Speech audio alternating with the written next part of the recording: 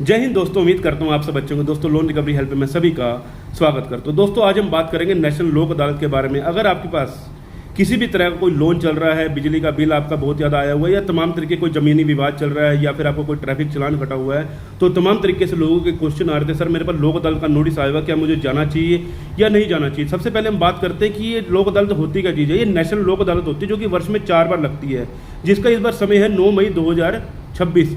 तो इसमें आपको क्या है, क्या करना चाहिए, कैसे आपको जाना चाहिए, तमाम तरीके से मैं आपको बता देता हूँ। देखो दोस्तों, इसमें ये नहीं है कि सिर्फ आपका लोन का निपटारा होता है, इसमें तमाम तरीके के निपटारे होते हैं। अगर आप चैनल पर पहली बार आए तो चैनल को सब्सक्राइब करने साथ वीडियो को लाइक करना और शेयर करना लोगों को जिनके पास ये लोक अदालत के नोटिस आए हुए हैं। तो दोस्तों सबसे पहले हम बता देते हैं लोक अदालत का मतलब क्या है। ये जो लोक अदालत है, यहाँ पर आपकी एक समझौते की अदालत लगाई जाती है। समझौते की अदालत का मतलब आप लोगों का समझौता करना, जो आपका लोन चल रहा है उसका निपटारा करना। आपका लोन किस प्रकार आपका इतना ज़्यादा बढ़ा के आउटस्टैंडिंग इतनी बढ़ा दी, या फिर आपका बिजली का बिल इतना ज़्यादा हाई आ चुका है, या कोई आपका ज़मीनी विवाद चल रहा है जो कि निपटने को नहीं हो रहा, तो जो फैसला होता है वो अंतिम फैसला होता है। ये चीज़ आपको ध्यान रखनी है। अगर आपके पास लोक अदालत का नोटिस आया है तो आपको जाना चाहिए या नहीं जाना चाहिए। सबसे पहले हम आपको बता देते हैं कि जाना चाहिए या नहीं जाना चाहिए। तो दोस्तों अगर आपका कोई लोन से संबंधित कार्य है और आप लोगों के पास बहुत ज़्यादा नोटिस आए, आपने आर्बिट्रेशन आई या फिर आपको कोई भी ऐसा नोटिस आया, आप लोगों ने उसके जवाब दिए, लेकिन अभी भी आपकी सेटलमेंट की बातचीत नहीं चल रही, कंपनी वाले बात कर रहे हैं कि हम 50% में सेटलमेंट करेंगे, तो ऐसा कुछ नहीं है। आप लोक अदालत में जाकर आप अपने लोन की सेटलमेंट करवा सकते हो। देखो दोस्तों, लोन कभी भी पूरी तरह से माफ नहीं होता, लेकिन इसमें सेटलमेंट के प्रावधान दिए जाते हैं। आरबीआई की गाइडलाइन में साफ साफ लिखा है, अगर देने वाले व्यक्ति के पास पैसा नहीं है, उसकी कोई आर्थिक स्थिति खराब हो चुकी है, तो इसमें आप सेटलमेंट करके निपटारा कर सकते हैं। जैसे लोन कंपनी ने आपका 1 लाख का लोन बना के रख रखा है और वो कह रहे हैं कि हम 50% में ही सेटलमेंट करेंगे, इससे कम में सेटलमेंट नहीं करेंगे, तो लोक अदालत में जाकर आप अपनी सेटलमेंट भी करवा सकते हैं। बड़े प्यार से और बड़ी आसानी से आपकी सेटलमेंट हो जाती है। अब सेटलमेंट किस प्रकार होगी ये भी आपको जानना चाहिए।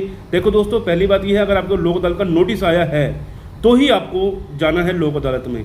अगर आपके पास लोक अदालत का नोटिस नहीं आया तो आप लोन सेटलमेंट के लिए मत जाइएगा, क्योंकि कोई बेनिफिट नहीं होने वाला वहाँ पर, क्योंकि वहाँ पर सिर्फ और सिर्फ उन्हीं व्यक्ति को बुलाया जाता है जिनके पास लोक अदालत के नोटिस भेजे जाते हैं, जो कि लोन से निपटारे होते हैं। बाकी और जो चलान वगैरह हैं वो लोग अब खुद से चले जाते हैं, लेकिन जो आपके पास अगर इस प्रकार का कोई लोन से संबंधित है तो आपको वहाँ पर ऐसे खाली जाने का कोई भी फायदा नहीं है। और वहाँ पर आपको आधार कार्ड वगैरह लेकर जाना होता है अपना, जिससे आपका लोन नंबर वगैरह वो सबको लेकर जाना होगा, जिससे वो आपका जो है कैच कर लेंगे और आपको बता देंगे कि ऐसे ऐसे आपके साथ आपको सेटलमेंट कर सकते हैं।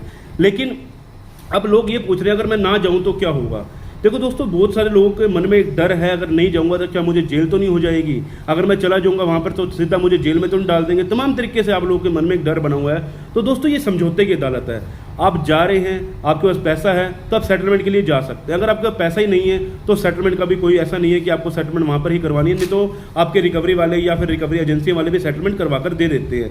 तो ये मत सोचिएगा कि लोक अदालत का नोटिस आया, अगर नहीं जाएंगे तो आपके साथ कोई दिक्कत आने वाली है, और आप चले जाएंगे तो वहाँ कोई दिक्कत आने वाली है। देखो दोस्तों, लोक अदालत आपके समझौते के लिए की जाती है। अब 1 लाख का लोन है, आप 50,000 रुपये वो मांग रहे हैं, नहीं है आपके पास देने के लिए, तो सीधी सी बात है, अगर आप वहाँ पर जाकर नेगोशिएट कर सकते हैं, आप कह सकते हैं कि भैया मैं 30,000 रुपये देने के लिए तैयार हूँ, मेरे को सेटलमेंट के लिए लेटर तैयार करवा दो।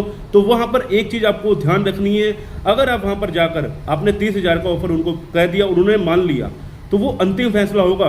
उसके बाद आप किसी लोन एजेंसी को, जो लोन कंपनियों को, आप ये नहीं कह सकते कि मेरे पास 20,000 है, वहाँ का फैसला अंतिम फैसला होगा। तो वहाँ पर सोच समझ के ही फैसला लीजिएगा। अगर आपको 20,000 बोलना है तो आप 20,000 बोलिए, अगर वो मान रहे हैं ठीक है, नहीं मान रहे तो कोई गलत नहीं है, आप लोग वहाँ से वापस आ सकते हैं। तो ये मत सोचिएगा कि लोक अदालत का नोटिस आ गया तो तमाम तरीके से आपके कोई प्रॉब्लम खड़ी हो जाने वाली है।